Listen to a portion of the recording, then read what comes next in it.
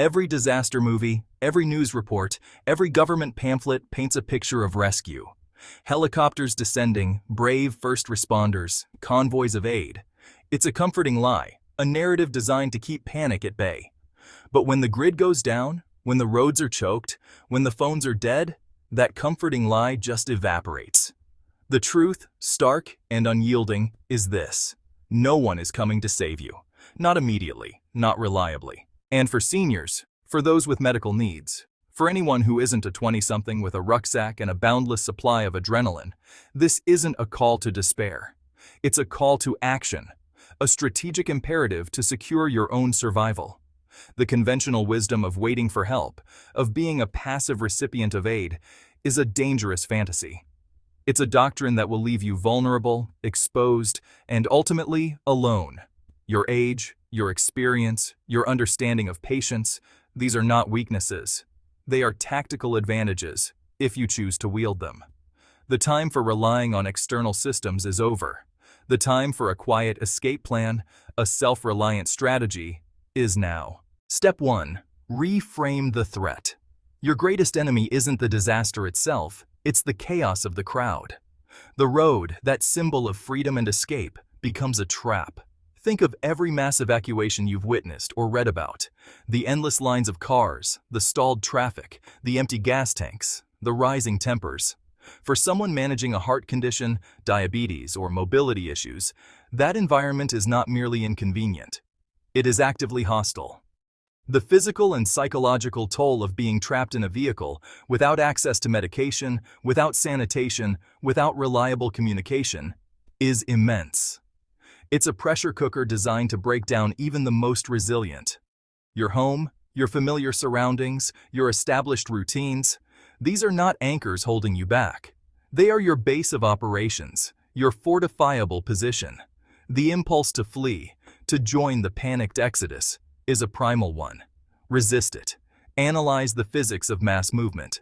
1 million people trying to occupy the same stretch of asphalt simultaneously creates an insurmountable bottleneck. Resources are strained, services collapse, and the very act of moving becomes a life-threatening endeavor. Your quiet escape plan isn't about running from danger. It's about strategically avoiding the secondary disaster of human congestion. It's about recognizing that the safest place, the most controlled environment, is often the one you already inhabit. The road is not your friend. The crowd is not your ally. Your home, properly prepared, is your sanctuary. Step 2. Harden your immediate environment. Your residence is not just a building. It's a strategic asset that can be transformed into a self-sustaining outpost. Start with water, the most critical resource, often overlooked until it's gone. A standard bathtub, filled before municipal services fail, can hold 40 to 50 gallons of potable water. That's enough for essential hydration and basic hygiene for several days, possibly weeks, with careful rationing. Beyond that, consider rain barrels or a simple filtration system for non-potable sources.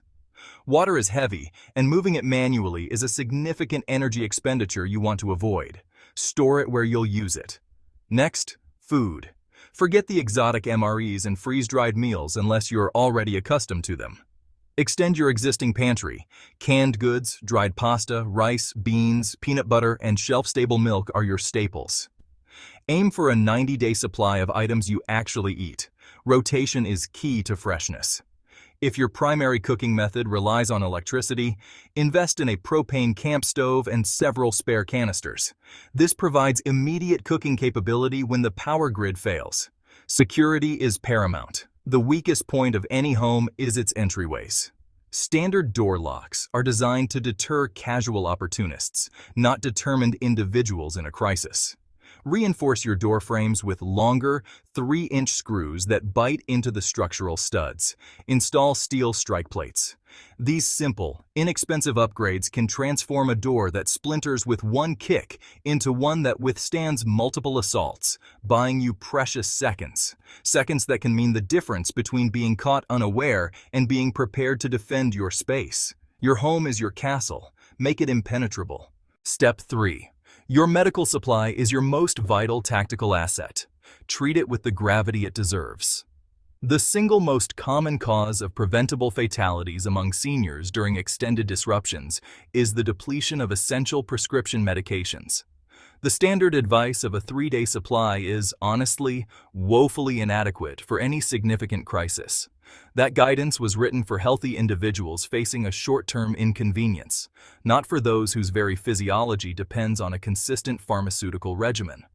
A blood thinner that runs out on day 4 means a stroke on day 5. Insulin that's gone on day 6 means a medical emergency on day 7. Your body doesn't care about the external circumstances. It only recognizes the failure of its internal logistics. Talk to your prescriber now, while the system is still functional. Request an emergency supply of all critical medications. Many insurers and pharmacies have provisions for a 30-day or even 90-day override, especially if you explain the need for disaster preparedness. Research your state's emergency dispensing laws. Some allow for additional refills during declared emergencies. Keep a printed, laminated list of all your medications, dosages, and prescribing physicians in a waterproof bag. Your phone is a fragile device. Paper is resilient. For those reliant on power-dependent medical devices like CPAP machines or oxygen concentrators, a robust power strategy is non-negotiable. A portable lithium power station, rechargeable via solar panels or a car's 12-volt outlet, can provide several nights of operation. This isn't a luxury item. It's life support. Without adequate sleep or oxygen, your judgment degrades, and a compromised mind cannot maintain a secure position. Your health is your foundation. Protect it fiercely. Step 4. Cultivate your human network. Your neighborhood is your fire team, whether they realize it yet or not. Individual resources are finite, but a connected community is exponentially stronger. The retired nurse 2 doors down, the handyman across the street, the neighbor with a generator, these are invaluable assets. Identify 3 key contacts: your nearest neighbor, someone on your block who appears observant and resourceful, and a trusted contact outside your immediate area who can serve as an information relay if local communications fail. Establish a simple, nonverbal check-in signal: a specific curtain position, a flag in a window, a porch light left on or off. This signal communicates your status: I'm okay, or I need assistance. This takes an afternoon, maybe just a few casual conversations over the fence, but the dividends in a crisis are immeasurable. In a world where official channels are overwhelmed, local intelligence and mutual aid become the primary currency of survival. Do not underestimate the power of human connection. Your community is your extended perimeter. Fortify it with trust and communication. Step 5. Define your exit condition. A quiet escape plan is not a dogma of staying put no matter what. It is a strategic decision to remain in a controlled environment until specific, predetermined conditions necessitate a tactical withdrawal.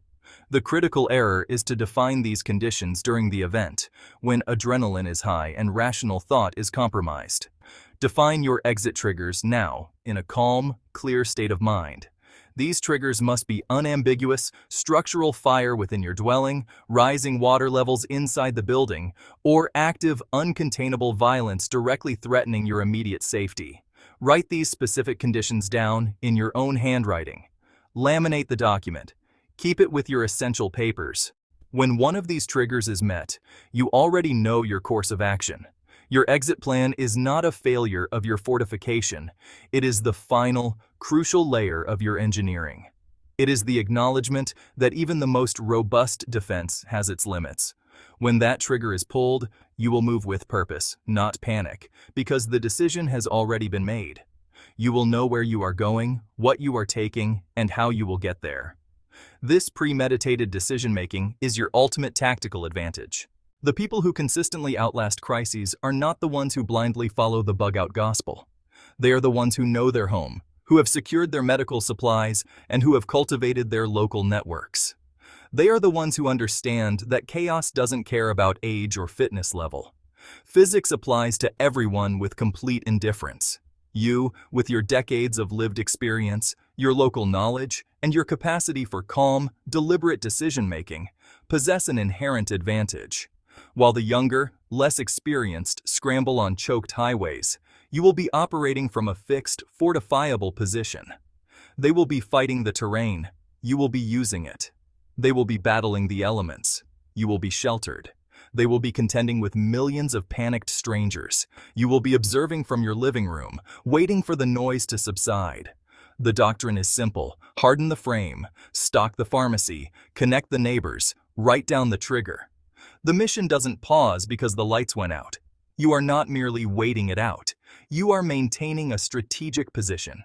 You are the anchor of your block, a beacon of stability in a world vibrating with panic. Your house is silent, functional, and ready. This is where the lived experience of an older adult becomes a weapon. Use that patience. It is your greatest tactical advantage. The position is hardened, the medication is stocked, the trigger condition is written down. Go find the next problem.